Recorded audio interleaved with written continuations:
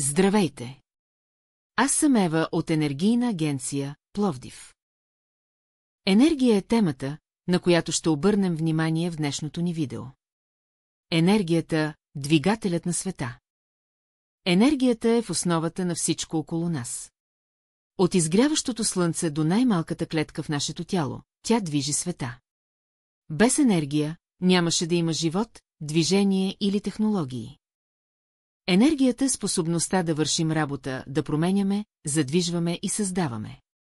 Тя приема много форми, но принципът е един – енергията никога не се губи, тя просто се преобразува. Има много видове енергия – механична, топлинна, химична, електрическа, ядрена.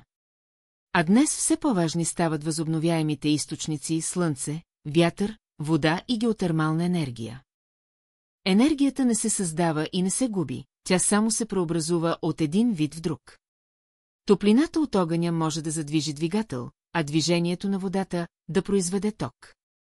Всеки ден използваме енергия, когато готвим, пътуваме, работим или просто зареждаме телефона си. Всичко, което ни заобикаля, е част от огромен енергиен кръговрат.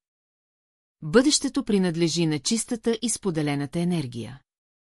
Възобновяемите източници и енергийните общности променят начина, по който произвеждаме и споделяме енергията помежду си. Енергията е навсякъде, в природата, в технологиите и в нас самите. Въпросът е как ще я използваме. Енергията е бъдещето. Нека я споделяме разумно. Благодарим ви, че бяхте с нас. Водещ Ева.